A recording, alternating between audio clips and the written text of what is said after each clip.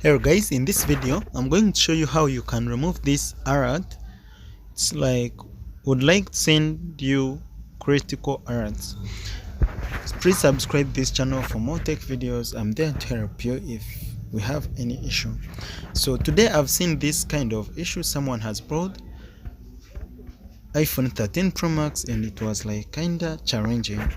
It was showing, would you like to send your critical alerts home? Whenever you could press power button prolonged, like pressing it for a long time, it would make noise.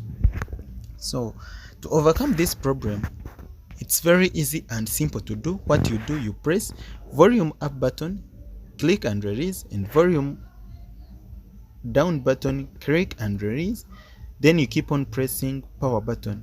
Just in short, just restart the phone, force it to go off and it will restart itself, and so from there the phone will restart itself and it will work normally as it was.